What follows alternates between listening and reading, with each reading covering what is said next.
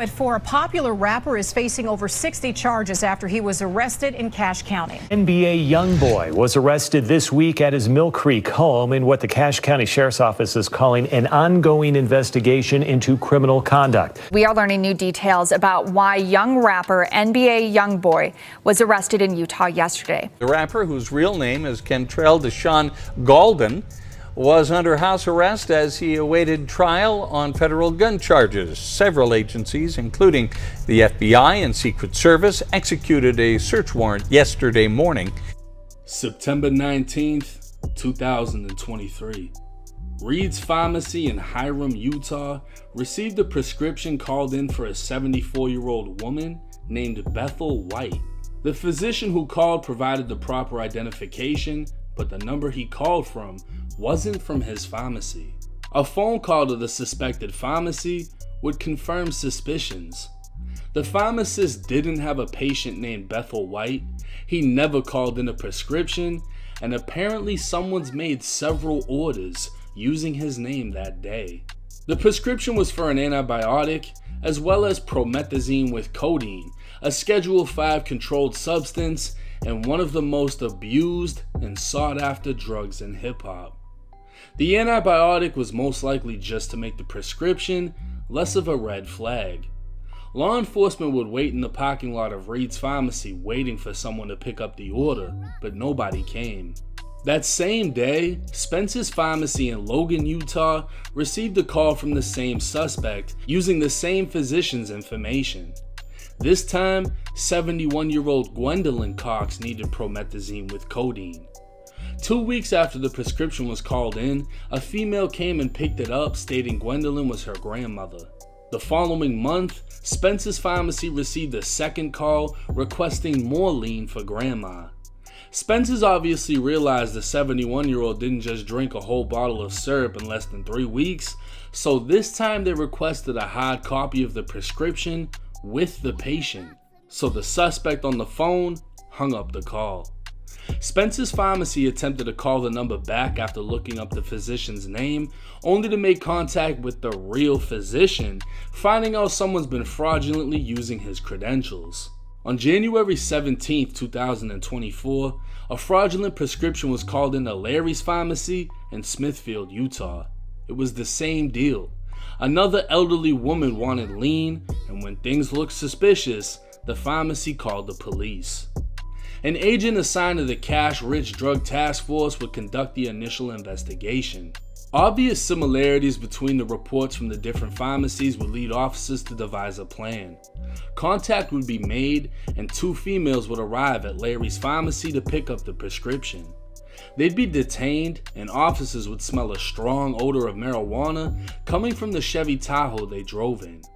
With the females consenting to a search, marijuana flakes would be found around the interior, along with an empty handgun case for a .45 caliber 1911.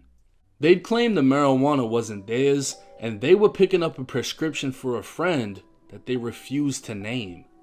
The 2 women would later be arrested for their role in the prescription fraud ring, and officers would discover the Chevy Tahoe they were riding in was registered out of Texas under a 24-year-old man named Kentrell Galden. Kentrell would be more commonly known as rap superstar NBA Youngboy. One of the task force agents would be contacted by dispatch and informed that none other than Gwendolyn Cox needed to speak with him. During the conversation, she'd state her last name was White instead of Cox, and she'd give her birth month and date, but couldn't provide the age and wouldn't provide her address.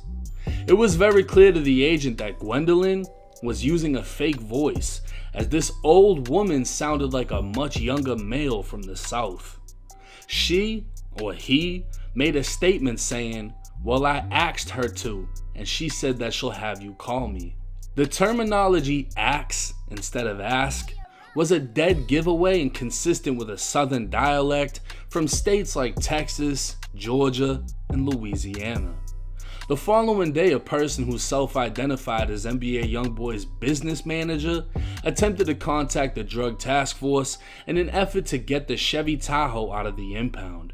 During this time, the impound company suspected the vehicle may be stolen after speaking with the so-called manager, so the task force officer requested to speak directly with Youngboy. On a conference call being recorded by dispatch, Youngboy told the task force agent the females arrested at the pharmacy were family. The agent would ask about his relations to the female and if they had his permission to drive his vehicle, to which Youngboy said they did have his permission and he asked for his vehicle back. The agent would tell Youngboy how to get his vehicle back, and the conversation would continue when Youngboy said, "Ask him about the prescription that they picked up." He paused for a few seconds before saying, "She on the fucking hospital bed. She on the hospital bed." The agent was aware Youngboy was speaking to someone else who claimed to be Youngboy's brother.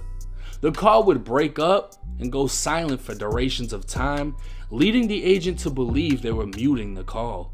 Because Youngboy was speaking about prescriptions without being asked, showed he had knowledge of the fraudulent prescription the females attempted to pick up. It would also prove intent, as Youngboy attempted to further the prescription fraud by stating, "She's on a hospital bed," referring to the fake patient. Youngboy would also slip up, using the word ax instead of ask, the same way the fake patient Gwendolyn did on the phone. And at this point, it would appear obvious NBA Youngboy was pretending to be a 71-year-old woman in an attempt to get lean. The drug task force would speak with the physician whose name was being fraudulently used, and a report for how many prescriptions were successfully picked up would be made. Ann White, Beatrice White, Caroline White, Gwendolyn White, Alice White, Francine White, Francine Taylor, and Gwendolyn Cox were all fake elderly women whose names were used to pick up different amounts of codeine, sometimes repeatedly. Surprisingly, NBA Youngboy's own name, Kentrell Gaulden, will be used with a birth year of 1953 to pick up a 7-day supply of codeine. A juvenile would be apprehended at the pharmacy after attempting to pick it up. Additional calls were made using Youngboy's real name and real birth date by someone in Houston, Texas. It was discovered the same white Tahoe registered in Texas that the females were arrested in could be seen in one of Youngboy's music videos. Further investigation into Youngboy was conducted after he was identified as the primary suspect. Rising from the trenches of Baton Rouge, Youngboy is documented to have lived in Louisiana, Texas, Georgia, California, and Utah. He's also currently on federal pretrial probation as he awaits trial for a federal gun charge for possession of a firearm by a convicted felon. The rap star's criminal history is not only extensive, but violent. Back in 2016, Youngboy was arrested on 2 charges of murder in Louisiana as a juvenile. The charges were eventually reduced, and Youngboy would be convicted of aggravated assault with a firearm, while his second charge of attempted murder was dropped entirely. This conviction alone would make him a convicted felon. In 2018, he'd be arrested for aggravated assault and kidnapping, with the kidnapping later being dismissed. Youngboy would plead guilty to a lesser charge of simple battery, resulting in a misdemeanor conviction and 12 months of probation.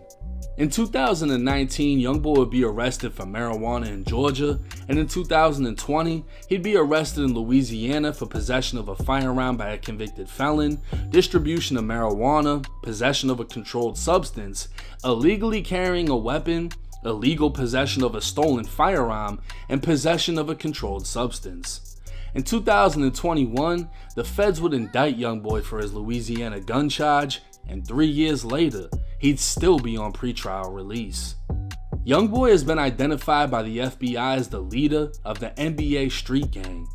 The gang itself is a group of Youngboy's associates that have been classified as a gang because of their structure, affiliation, and violent behavior. Youngboy's music is heavily influenced by that behavior, as he is consistently rapping about shooting and killing people, using drugs, and having a strong dislike for law enforcement. The rap star currently resides in Huntsville, Utah, within a multi-million-dollar mansion he's named Gravedigger Mountain. With an ankle monitor, Youngboy needs approval to leave his home for any reason, to the point that it doesn't even matter if it's a doctor's appointment.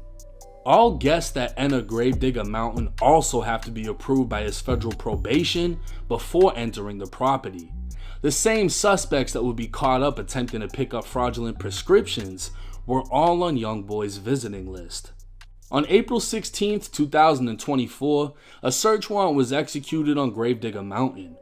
Everyone within the mansion was detained, including Youngboy, and after being read his rights, he agreed to an interview. Youngboy was asked about the presence of firearms inside of the home. He said a gun belonging to his wife was inside, and Youngboy was asked if he ever handled the gun or if his DNA would be found on the gun. He denied that his DNA would be found, but stated 2 days earlier he had picked the gun up and moved it from an open area, placing it inside of a drawer. He'd claimed that was the only time he touched the gun, further stating his wife always has the gun within reach throughout the house. Youngboy was asked about prescription drugs in his house, and he'd state he has a prescription for promethazine. He provided the doctor's name who prescribed it and said he was local. When asked if he had any doctors in Texas, he'd say no, and continued to deny having been prescribed drugs from any other doctor. When asked about his associates picking up fraudulent prescriptions, he claimed to have no knowledge of their activities. He confirmed his association with 3 of them, and when confronted about the call with the agent, he stated he didn't remember, making suggestions the agent likely spoke with his dad. But the agent would note Youngboy has a very distinct voice and that it was in fact him on the call, as the agent later spoke with Youngboy's dad and could tell it wasn't him. Youngboy was interviewed further but continued to be deceptive and deny knowledge of anything illegal. During the search, law enforcement found a prescription bottle inside Youngboy's bathroom within the master bedroom. The bottle was prescribed to Caroline White, one of the fraudulent names. An antibiotic would be found within Youngboy's name, but with the birth date from 1955, and another bottle of promethazine would be found without a label. A handgun Youngboy admitted to possessing would be found within the master bedroom closet, with an empty magazine and 1 round loaded in the chamber. 3 more bottles of promethazine would be found inside of the home, and all electronics was seized. NBA Youngboy would be placed under arrest and charged with possession of a weapon by a restricted person, pattern of unlawful activity, 20 counts of identity fraud, 20 counts of procuring or attempting to procure a drug prescription, 20 counts of forgery, and possession of a controlled substance being marijuana or spice. Now, while it sounds like Youngboy clearly has a drug problem and was using his team to obtain them, how serious are his actual charges? For possessing the weapon and the pattern of unlawful activity, he faces up to 15 years each. Both fraud and forgery carry up to 5 years in prison, while trying to get a prescription carries up to a year. Because he faces 62 charges, NBA Youngboy is facing, at maximum, a total of 250 years. But it's highly unlikely he'd receive that sentence, as that's the max punishment on every count.